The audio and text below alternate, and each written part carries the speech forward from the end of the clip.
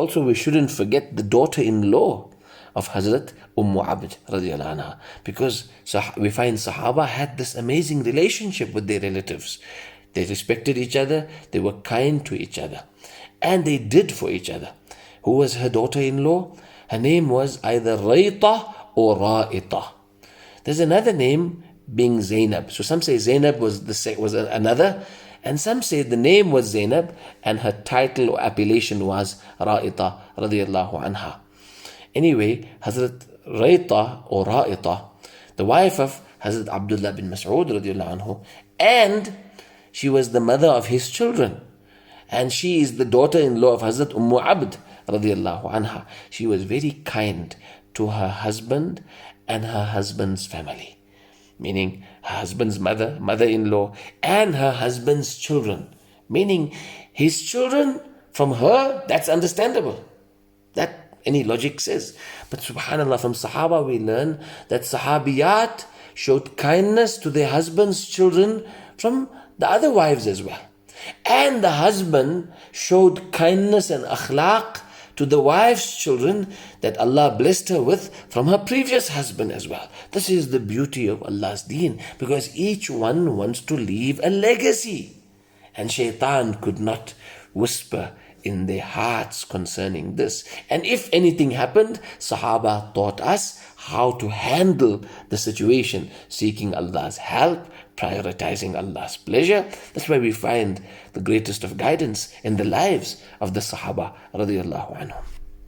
It's reported that Hazrat Ra'ita and Rayta was well-to-do. She would earn, she would work, imra'atan sana'an, she would manufacture goods professionally, and she would sell and she would earn thereby. And she used to spend on her family. So one day she says to her husband that, I spend on you so much, but really her heart was paining that sometimes I want to give more in other avenues, but I don't get a chance to give. So the husband says that, you spend this on me, but if your heart is not happy, and if you're not going to be getting the reward, rather you shouldn't do that and spend in the avenues where reward is acquired. And we find this amazing mizaj in the Sahaba. They wanted to make Allah happy. They wanted ajr from Allah. They wanted remuneration from Allah. So here her worry is, maybe when I'm giving my husband, I'm not getting the reward. There's a beautiful report amongst the Sahaba radiallahu anhu, mentioned in the Sahih as well, of between Ma'an and Yazid. Hazrat Yazid gave an amount by the Masjid al-Nabawi to a Sahabi in charge of giving it to the needy. And he said, anybody needy, you find a needy person, give it. And it so happened that Hazrat Ma'an was in need, and he knew that there was an amount by the certain person in the masjid who was in charge of that amount. He said, I'm in need, and he took charge of that amount. Obviously, it was given to him because the person in charge knew that he was needy. When Hazrat Yazid got to know that that amount ended up by his son, he got very upset. He says, my intention was not you. I wanted to give it in Allah's way or give it to someone else who was needy. When the matter was presented to Rasulullah, Allah's Nabi said, for you is what you intended, O Yazid. Laka ma nawaita ya Yazid. You intended to give it for Allah, you gave it for Allah. It must go to a needy person. And O Ma'an, what you took is for you, because yes, he was a needy person. But Sahaba radiallahu anhum felt that if I'm only going to give my own, how will I get the reward?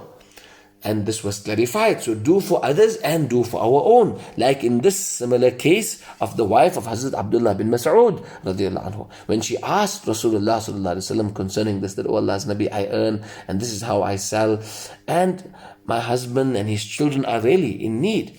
And whenever I spend on them, I give them, to the best of my ability. Will I get rewarded by it in the court of Allah? Will I get ajr by Allah? Will Allah be rewarding me for this avenue of giving for Allah subhanahu wa ta'ala? Nabi sallallahu alayhi wa sallam said to her, Laki fi dhalika ajru ma anfaqti alayhim. For you is the reward of whatever you spend on them, you get that reward. You're doing for your husband, you're doing for your in-laws, you're doing for your husband's children. In another report, Allah's Nabi sallallahu alayhi wa sallam said, Anfiqi alayhim, fa inna laki fi dhalika ajra ma anfaqti alayhim. Carry on spending on them. Hazrat Abdullah bin Mas'ud radiallahu anhu was a scholar. He didn't have much monetary earnings. And subhanallah, Allah Ta'ala blessed him in this avenue, not that this should be a means for us to take advantage on the women folk, because the Quran Kareem teaches us, clear guidance, but we find different examples in the lives of Sahaba radiallahu ta'ala anhum that is so beautiful, that encompasses and guides every one of us in every avenue of the lives that we live in. We find guidance in these Mubarak lives. And subhanallah, when the daughter-in-law makes ikram, how much of du'as she wins from her mother-in-law. And when the mother-in-law makes ikram of the daughter-in-law, subhanallah. Yes, you want, oh my mother, you want someone to be kind. You want your son-in-law to show kindness to your daughter. You want your daughter's mother-in-law to show akhlaq and kindness and consideration to your daughter. Shouldn't you also be doing the same to your daughter-in-law? Like you want your daughter to be treated in someone else's home. So Allah give us tawfiq to have this akhlaq. Do for Allah.